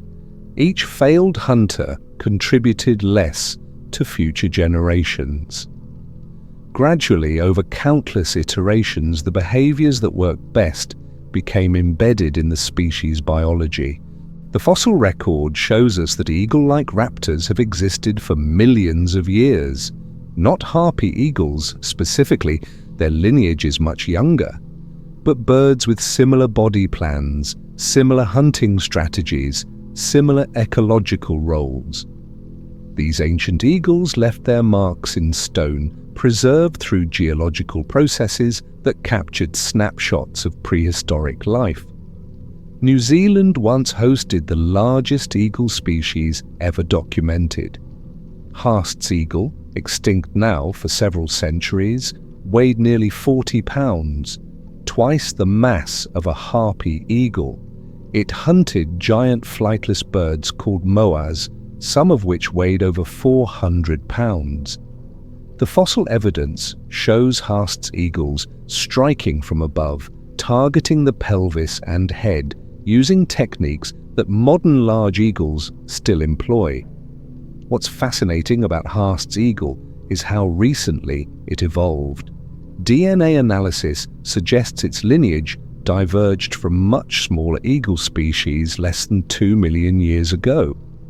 In evolutionary terms, that's remarkably fast. A small eagle arrived in New Zealand, found an island ecosystem with no mammalian predators and huge, flightless birds. and within a million years had grown to enormous size. The hunting instincts were already present. Evolution just needed to scale the body to match the available prey. This shows us something important about eagle hunting behavior. The core strategies, the fundamental approaches to finding and killing prey, these appear to be deeply conserved across eagle lineages. You can change the size dramatically, can adapt to different environments, but the basic template remains consistent. Strike from above or behind. Target vital areas. Use feet as primary weapons. Grip and crush until the prey stops moving. Harpy eagles hunting today are using variations of techniques that worked for their ancestors millions of years ago. When a harpy eagle spots a sloth and begins planning its approach, calculating angles and distances, waiting for the moment when the sloth exposes a vulnerable position, that cognitive process is built on neural architecture that evolution refined over geological timescales. The relationship between modern raptors and their dinosaurian ancestors becomes even clearer when you examine their feet in detail. The arrangement of toes, 3 forward and 1 back, provides maximum gripping strength. The size of the rear talon relative to the front ones creates optimal force distribution for piercing strikes. These aren't random features, they're solutions to the biomechanical challenge of killing prey with your feet, solutions that were worked out by natural selection long before harpy eagles existed as a distinct species. Sometimes, watching a harpy eagle in action, you can almost see the dinosaur underneath the bird, the intense focus, the predatory stillness, the sudden, explosive movement when the strike comes. These are behaviors that connect the eagle not just to other modern birds, but to creatures that walked the earth when the continents had different shapes, when the climate was profoundly different, when mammals were still small and peripheral to the dominant reptilian fauna. The harpy eagle, sitting quietly in the canopy tonight, hunting as its ancestors hunted, is a living link to that ancient past. Not unchanged, certainly. Evolution is always working, always adapting species to their current circumstances, but carrying forward patterns that proved successful across millions of years, patterns that still work in the modern world because some things about being a predator, about hunting large prey, remain constant across time. The forest around the eagle has changed countless times. Species have come and gone. Climate has shifted from warm to cold and back again. But through all those changes, the basic challenge of finding and killing prey has remained.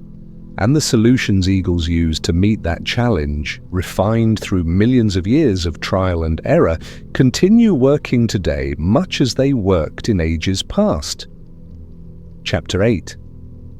The Amazon rainforest holds many stories. Stories passed down through generations, told around fires in the evening, shared between elders and children. Among these stories, the harpy eagle appears again and again, not as a simple bird, but as something more, a presence, a spirit, a connection between earth and sky. Indigenous peoples have lived alongside harpy eagles for thousands of years. Long before scientists named the species, long before conservation efforts began, tribal communities knew these birds intimately. They watched them hunt, they found their nests, they understood their patterns, and they gave them names that carried meaning beyond simple identification. The word harpy itself comes from Greek mythology, ancient stories of winged creatures part bird and part human, fierce and powerful.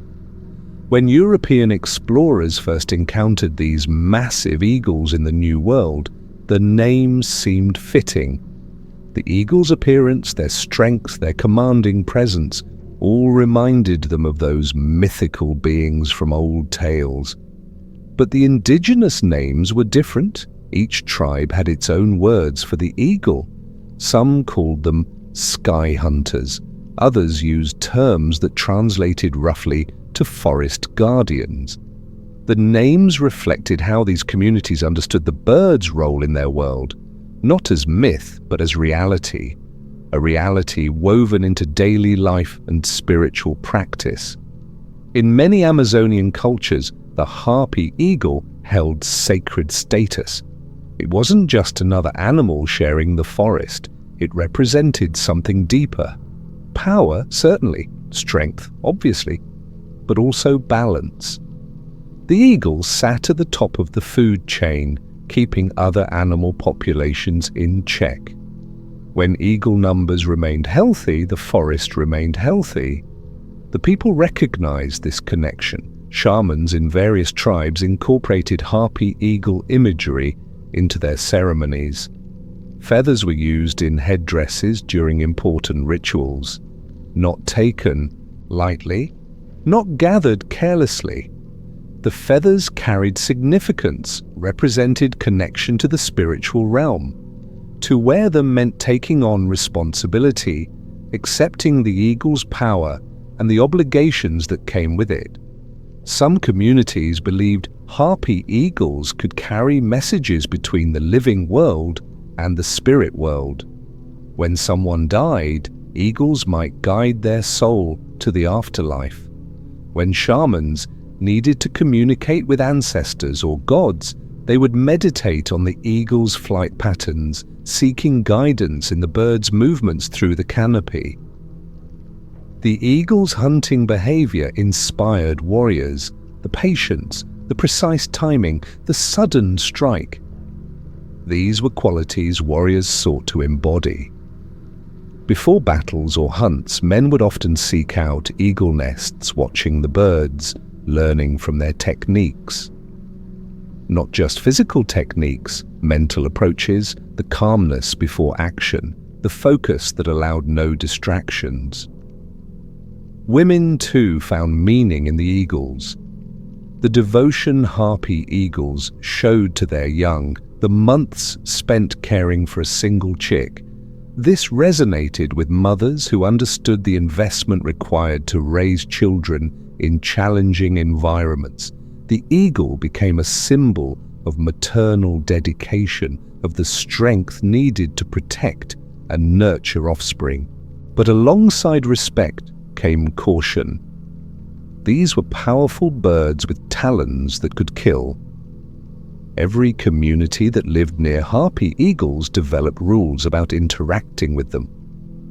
Children learned early to recognize eagle calls, to understand when adult birds felt threatened. Disturbing a nest brought danger. The eagles would defend their young aggressively, diving at intruders, striking with feet that could cause serious injury. Stories emerged from these encounters, tales of people who ignored warnings and paid consequences, not meant to demonize the eagles, meant to teach respect. The forest demanded respect from those who lived in it. Harpy Eagles, as apex predators, embodied that demand. They reminded people that nature's power exceeded human control. Some tribes referred to Harpy Eagles using terms that emphasized their impact on the forest structure. The way eagles would crash through branches while hunting, breaking smaller limbs, creating openings in the canopy. Over years, active eagle territories showed visible changes, more light reaching the forest floor in certain areas, different plant growth patterns developing. The eagles shaped their environment simply by living in it. This is where local names sometimes reference the eagle's physical impact, not destroyer in a negative sense, more an acknowledgement of the eagle's power to alter its surroundings. When a 20-pound bird strikes a sloth at high speed, momentum carries both animals through branches. Wood breaks, leaves scatter. The collision leaves marks that remain visible for weeks. Nest building, too, changed the forest. Those massive platforms required hundreds of branches. Eagles would break limbs from nearby trees, selecting specific sizes and strengths. Around active nests, you could see which trees had been harvested for materials. The forest bore the eagle's signature, visible to those who knew how to read it. As night settles over the rainforest now, the sounds change. Daytime birds grow quiet. Nocturnal animals begin moving. Somewhere in the darkness, a harpy eagle sits on its nest or nearby perch. Tomorrow, it will hunt again. The cycle continues as it has for countless generations, as it did when indigenous peoples first told stories about these magnificent birds around ancient fires. The modern world has changed much. Many tribal communities have been displaced or disrupted. Traditional knowledge faces pressure from outside influences, but in remote areas, in places where the forest still stands tall and eagles still hunt the canopy, the old stories persist. Parents still tell children about the great birds, still teach respect for their power, still point to eagle nests as markers of a healthy forest. The connection between people and eagles runs deep in these places, not romanticized, not simplified, just an understanding that both species share the same space, depend on the same forest, exist within the same ecological web. When eagles disappear from an area, people notice, the forest feels different, less complete. The absence of eagles signals larger problems, changes that affect everyone. Conservation efforts now work alongside indigenous communities. Scientists have learned that traditional ecological knowledge contains insights that research alone might miss. Where eagles nest, which trees they prefer, how their territories shift over years. Local people possess this information, accumulated across lifetimes of observation. Combining scientific methods with traditional understanding creates more effective protection strategies. The legends continue evolving. New stories join old ones. A community that successfully protected eagle nests from loggers adds that achievement to their oral history. Children who grew up seeing eagles in their forest carry those memories into adulthood, sharing them with the next generation. The relationship between humans and harpy eagles persists, adapting to modern circumstances while maintaining threads that stretch back through time. In some communities, seeing a harpy eagle still carries significance, a good omen perhaps, or a reminder to pay attention, to stay aware of the forest's health. The specific interpretations vary between tribes, between families even, but the fundamental respect remains constant. These are birds that command attention, that deserve recognition for their role in maintaining balance, that connect present-day people to ancestors who lived closer to the wild rhythms of the forest. As you drift towards sleep tonight, imagine that ancient connection.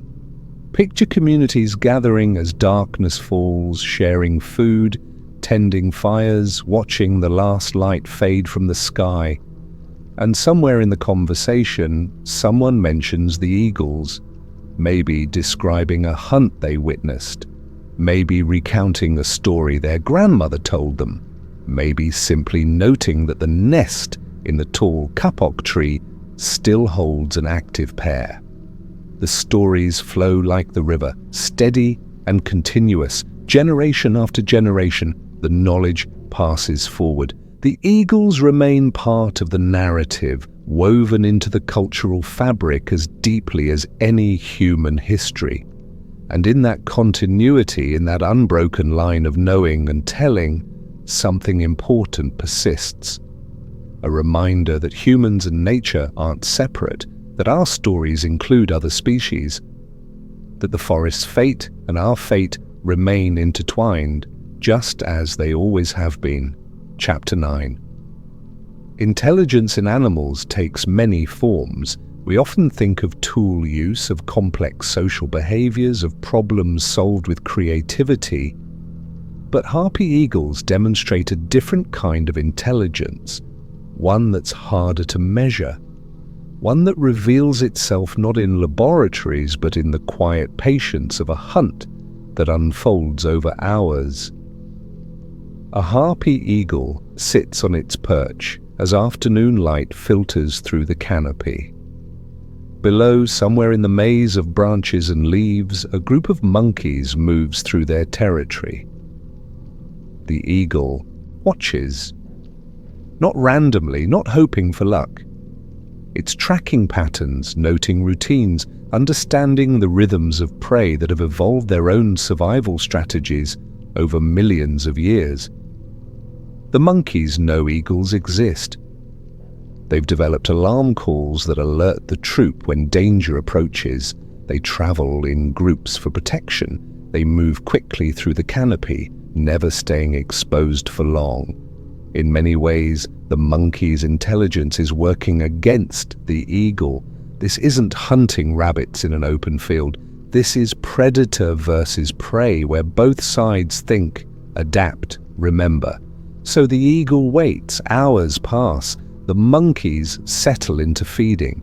Their attention shifts to fruit, to social interactions, to the immediate concerns of their daily lives. The eagle notes this, notes how the group's wariness fades as time passes without threats, notes which individuals stray slightly from the group, notes the routes they prefer when moving between trees. This is spatial intelligence, the ability to map three-dimensional space in remarkable detail. Eagles possess this naturally. Their brains dedicate significant processing power to visual spatial tasks. When an eagle flies through dense forest at 30 miles per hour, it's not reacting moment by moment to obstacles. It's processing space predictively, understanding where branches will be, calculating flight paths that won't exist for another second, seeing the forest not as static objects but as a navigable environment. Researchers studying eagle cognition have found that their brains show adaptations for exactly these tasks. The regions handling visual processing are enlarged. The neural pathways connecting eyes to motor control are optimized for speed. An eagle's brain might not match a crow's in puzzle solving, might not demonstrate the same kind of tool use that corvids display, but ask it to navigate complex space while hunting intelligent prey, and the eagle's cognitive abilities shine. The hunt continues. The eagle has been watching for 3 hours now, still hasn't moved. To us, this might seem like simple waiting, but the eagle is actively engaged. It's refreshing its mental map as monkeys move through their territory. It's updating predictions about where they'll go next. It's identifying the weakest link, the individual that's slightly less vigilant, slightly more separated from group protection. Problem solving takes many forms. We tend to notice the dramatic examples, the crow that drops nuts onto roads for cars to crack, the chimpanzee that uses sticks to extract termites. These are problems solved with tools, with objects manipulated in novel ways. We see the physical evidence and recognize intelligence at work. But what about problems solved without tools? Problems addressed through timing, positioning, patience. The harpy eagle faces a complex challenge. How do you catch intelligent, group-living arboreal prey that can see you coming and has evolved specifically to avoid predation? The eagle's solution doesn't involve tools. It involves understanding behavior patterns, exploiting moments of reduced vigilance, executing strikes with precision that leaves no room for error. The monkeys begin moving again. The eagle tracks their progress. One individual lags behind, distracted by something in the vegetation. The distance between it and the group increases, not much, maybe 10 feet. But in that gap, vulnerability opens. The eagle launches, not with the explosive power of a falcon stoop. Harpy eagles don't dive from altitude, they fly horizontally through dense forest, weaving between branches at speeds that require split-second spatial calculations. The strike happens in seconds. The eagle's talons close around the monkey. The grip is immediate, overwhelming. The monkey's alarm calls trigger panic in the troop, but the eagle is already moving away, carrying prey that weighs nearly as much as it does. The entire sequence demonstrated cognitive abilities we rarely acknowledge. The patience to wait hours, the judgment to identify vulnerability, the spatial processing to navigate dense forest at speed, the precision to execute a strike that must work on first attempt. Learning plays its role too. Young harpy eagles don't possess this skill immediately. We've watched juveniles fail repeatedly in their early hunting attempts. They misjudge distances, they strike too early or too late. They choose prey poorly, targeting individuals that are too large or too well protected. Success rates for young eagles hover around 10% initially.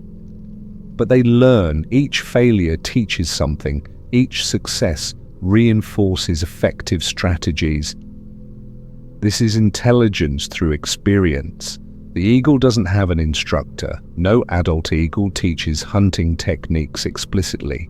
Instead, young birds observe, attempt, fail, adjust. Over months and years, their success rates climb, 20%, 30%, eventually matching adult performance levels. The brain is processing information, identifying patterns, refining strategies without conscious instruction.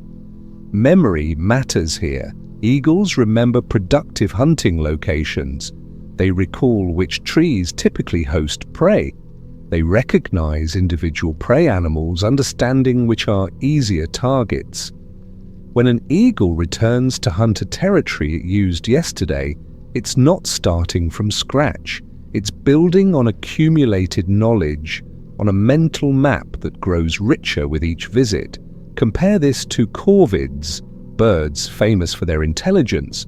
Ravens solve puzzles, they use tools, they plan for future needs.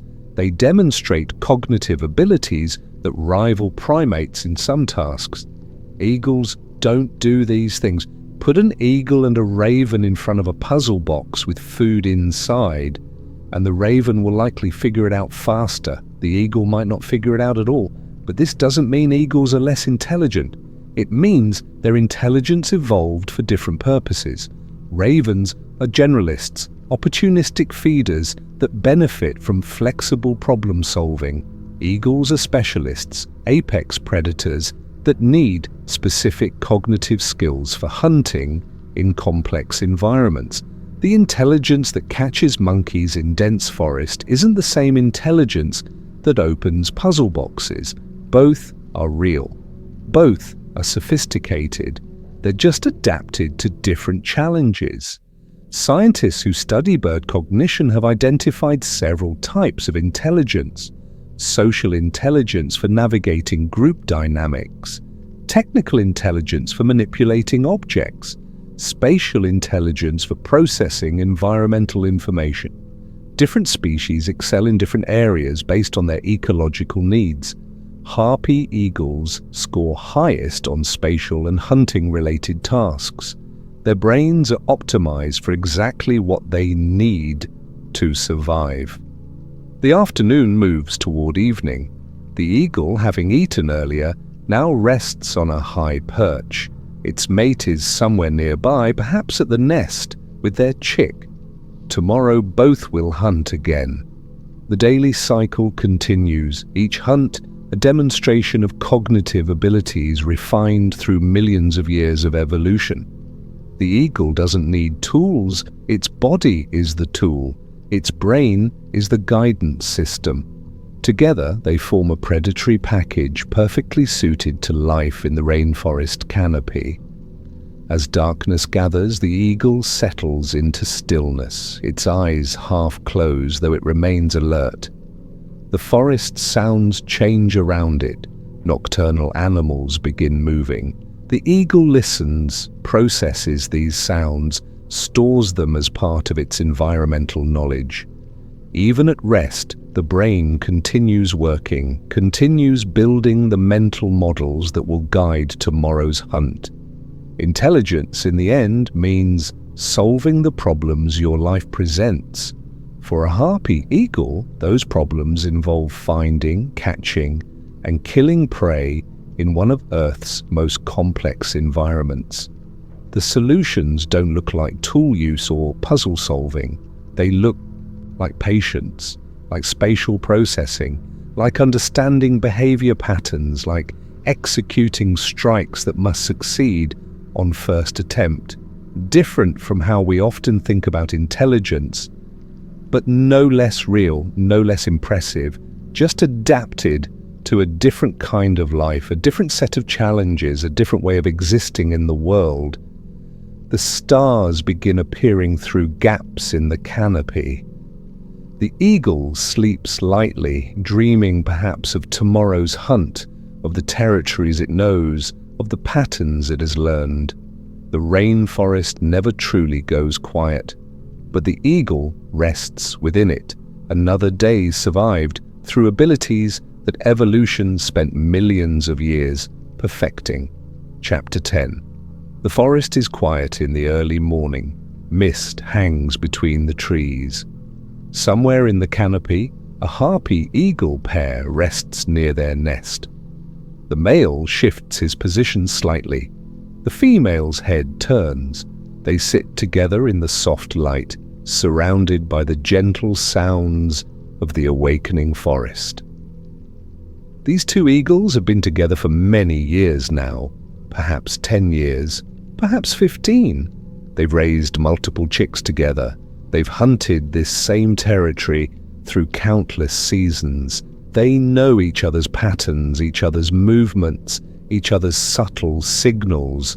Communication between eagle pairs happens in ways we barely notice. A soft call, a slight movement, the way one eagle shifts when the other approaches. These small exchanges maintain the bond that keeps them together across decades.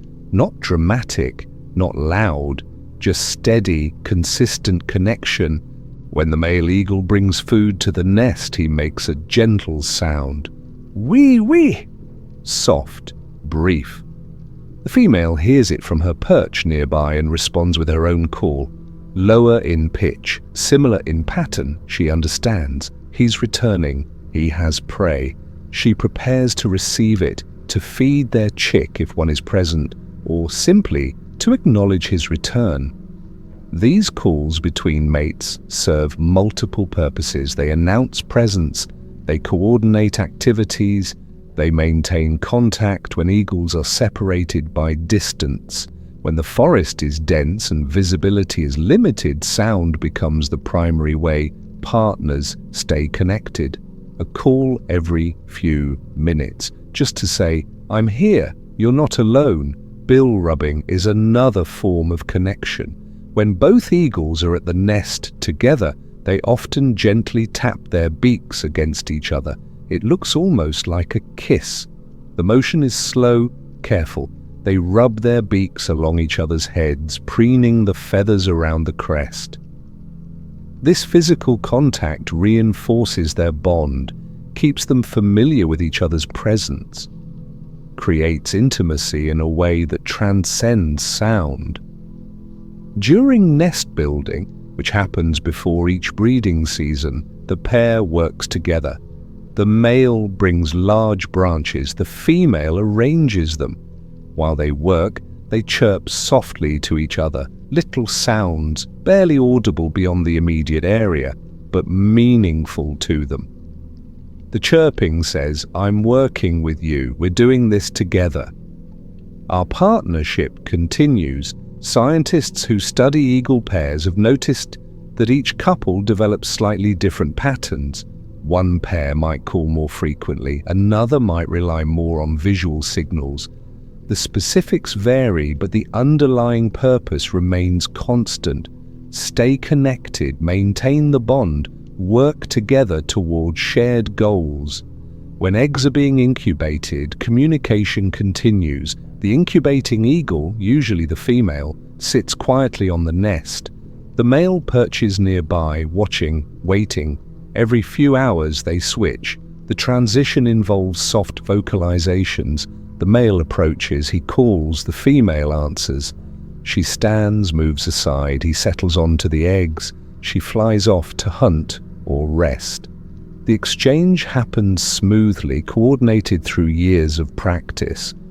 The incubating eagle isn't completely silent during long sitting periods. Occasionally, they vocalize a long, wavering call. Wee, wee, wee! The sound carries through the forest, not loud, not attention-grabbing, just present. The partner, wherever they are, hears it, responds sometimes, other times just listens, reassured by the familiar sound.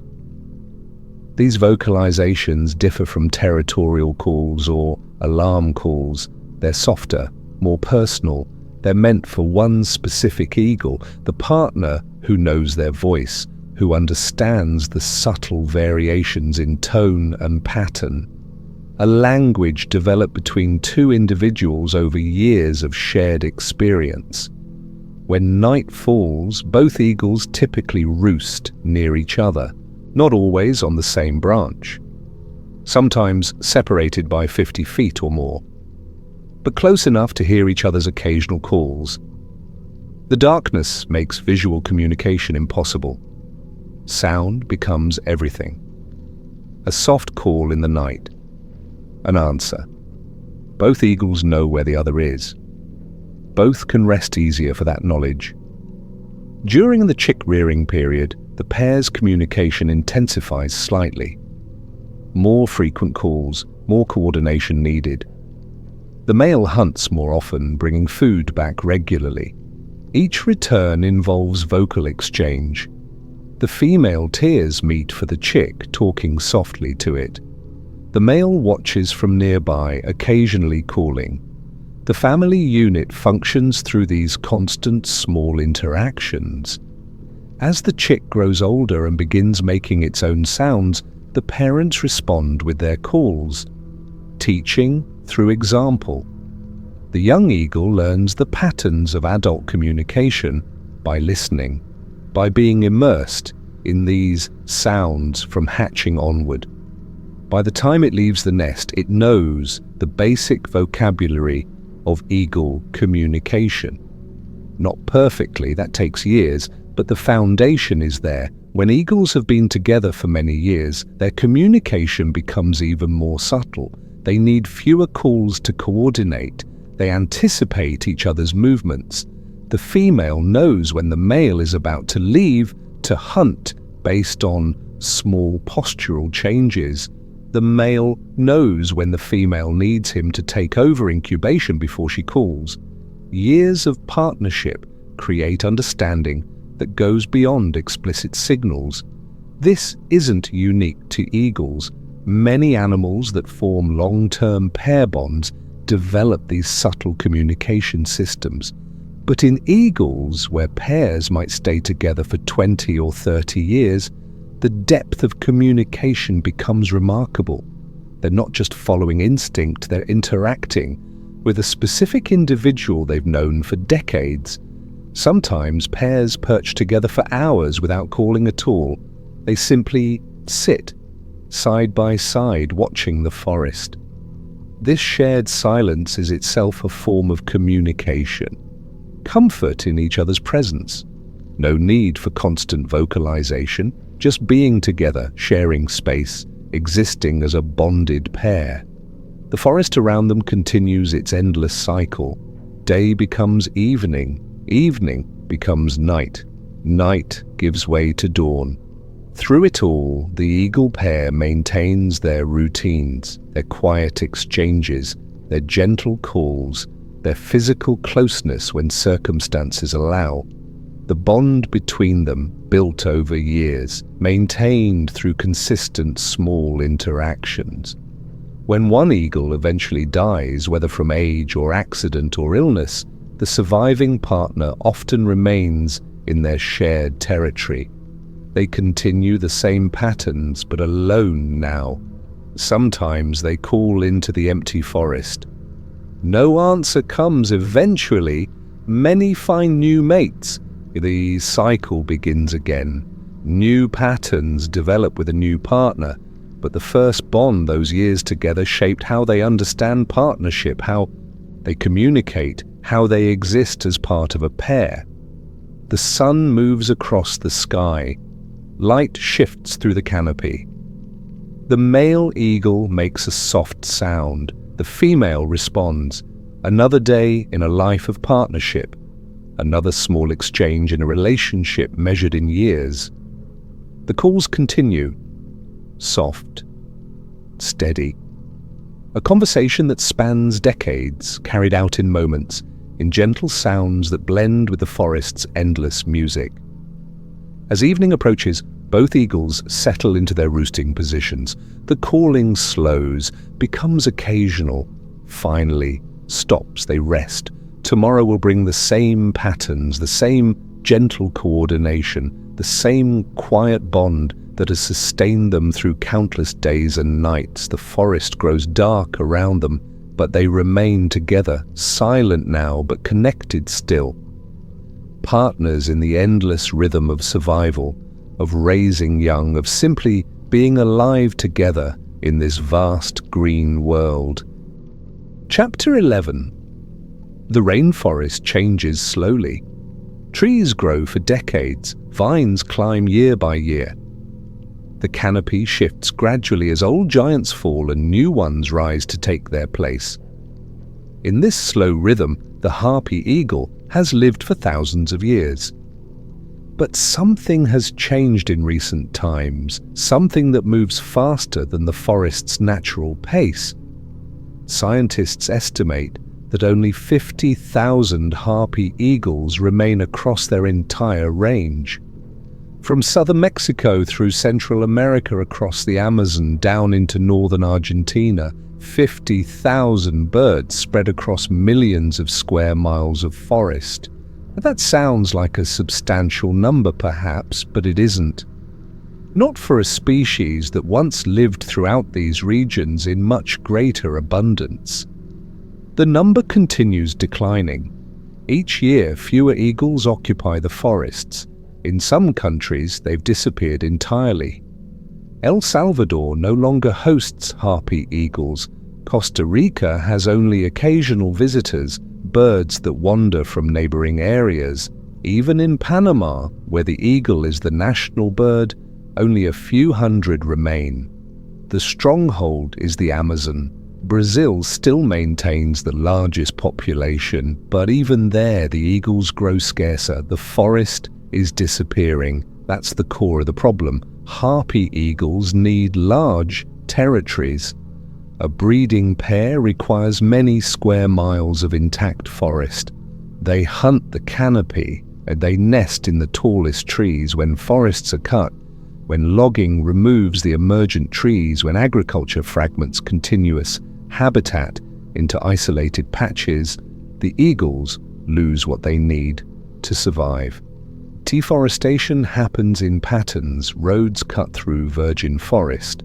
Along these roads, settlers establish farms. More forest falls. The cleared areas expand outward from the roads like veins, spreading through leaves. What remains are forest fragments, islands of green surrounded by pasture and cropland. These fragments might look substantial from the ground, but from the air the pattern becomes clear. The forest is becoming disconnected, and eagles cannot live in disconnected patches. A harpy eagle pair defending their territory from other eagles needs Space. When forest shrinks, territories overlap. Competition increases, nesting sites become scarce. The tall kapok trees that eagles prefer for nesting are often the first targets for logging. Their wood is valuable. Their size makes them easy to spot and access. When these trees disappear, eagles must nest in less suitable locations. Success rates decline. The eagles face other challenges beyond habitat loss. In some areas, they're still targeted by those who see them as threats. Stories circulate about eagles taking livestock. These stories are mostly unfounded. Harpy eagles almost never take domestic animals. They hunt in forest canopy, not open pastures. But perception matters more than reality sometimes. When an eagle is seen near a farm, fear drives actions. The bird might be harmed simply for existing in the wrong place. Then there's the slower, quieter problem. The animals eagles hunt are declining too. Monkeys, sloths, the arboreal mammals that form the eagle's primary food source.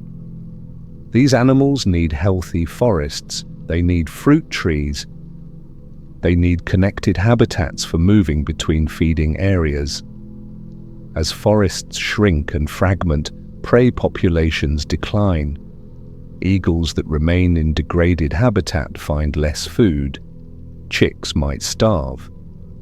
Breeding intervals lengthen as parents struggle to gather enough resources. Conservation efforts are working in various places. Organizations have established breeding programs. Eagles raised in captivity are released into protected forests. Communities near eagle territories receive education about the species' importance. Some landowners protect nesting trees on their property voluntarily. National parks maintain habitat where eagles can still thrive. Panama has led significant efforts. The Peregrine Fund has worked there for over 20 years now. They've released dozens of captive bred eagles. They've tracked wild populations. They've worked with local communities to reduce conflicts. The country declared the Harpy eagle its national bird, giving the species symbolic protection. But symbols alone cannot preserve forests or prevent habitat degradation. In Brazil, research programs monitor known nesting sites. Biologists visit these sites regularly, documenting breeding success, tracking individual birds, understanding population dynamics. This information helps guide conservation planning. It identifies which areas need protection most urgently. It shows where eagles are succeeding and where they're struggling. The Amazon is vast, but even vast forests can be lost if pressure continues from all directions. The path forward requires addressing multiple challenges simultaneously, protecting existing forests, restoring degraded areas, creating corridors between forest fragments so eagles and their prey can move between patches, educating communities about eagles' ecological role, enforcing laws that protect both the birds and their habitat. Some solutions are working. In certain protected areas, eagle populations remain stable. Nesting pairs successfully raise chicks. Young eagles disperse to find their own territories. These places demonstrate what's possible when habitat protection and community support align. But these successes remain islands in a broader landscape of decline. Time moves differently for eagles and forests than it does for the forces changing the landscape. An eagle lives perhaps 30 years. A breeding pair might raise 10 chicks over their lifetime. Forest regeneration takes decades. Pressures driving deforestation, economic needs, agricultural expansion, timber demand operate on human timescales. Urgent, immediate. The mismatch creates tension between what eagles need and what human activities demand. The Amazon rainforest at night holds countless sounds, frogs calling, insects chirping. Somewhere, a harpy eagle sleeps on its perch, secure for now in protected forest. Tomorrow, it will hunt. The day after, it will continue its routines, the cycles that have sustained its species for millennia. But the forest around it grows smaller each year. The sounds of the forest gradually mix with sounds from beyond its borders. Chainsaws in the distance, vehicles on new roads, the steady advance of change. 50,000 eagles spread across a vast range. It sounds like many. But consider the forest's immensity. Consider how much space each pair needs. The number becomes less reassuring. These birds represent what remains after decades of habitat loss. They persist in fragments of what was once continuous forest spanning entire continents. The future isn't certain. With continued effort, with sustained protection, with communities choosing to preserve rather than clear, eagles might stabilize their numbers, might hold steady, perhaps in some areas they might even increase, but this requires ongoing commitment, requires choosing forests over farms in specific places, requires valuing the eagle not just as symbol, but as living creature needing space and prey and tall trees for nesting. The night deepens, stars appear through gaps in the canopy. The eagle remains perched, resting, gathering strength for tomorrow's hunt. It doesn't know about population numbers, doesn't understand conservation status, doesn't consider the broader trends affecting its species. It simply exists, hunts, breeds when conditions allow, lives the life evolution designed over millions of years. We're the ones who count, who track decline, who measure what's being lost. The eagle just is magnificent, powerful, increasingly rare, a presence in the forest that speaks to wildness, to ancient patterns, to the complexity of ecosystems where every piece matters. When eagles disappear from a forest, something essential is lost, not just a species, but a relationship. Predator and prey, hunter and hunted, the balance that maintains health in these ancient green worlds. The morning will come. The eagle will wake. Will scan the forest for prey. Will continue its eternal routines. How many more mornings? How many more eagles? The answers depend on choices being made now, on forests left standing, on trees allowed to grow tall, on spaces maintained for creatures that need room to soar, to hunt, to raise young in the high canopy, where sunlight filters through leaves and life continues in patterns older than our ability to measure time. The night settles completely now over the rainforest. Somewhere high in the canopy, invisible in darkness, a harpy eagle sleeps. Its massive talons grip the branch without effort, locked by that ancient ratchet mechanism that requires no conscious thought. The forest breathes around it, leaves rustle in evening breezes. Distant frogs call their endless songs. Life continues in 10,000 forms, weaving patterns older than human memory. Tomorrow the eagle will wake with first light. It will stretch those powerful wings, each feather perfectly aligned. It will scan the forest with eyes that can spot movement 600 feet away through dense foliage. Perhaps it will hunt, perhaps it will simply watch, conserving energy, waiting for the right moment. The rhythms that have sustained its kind for millions of years will continue one more day. But the forest grows quieter each year. Fewer trees reach toward the sky. Fewer sloths move through the canopy. Fewer eagles claim territories that shrink with each passing season.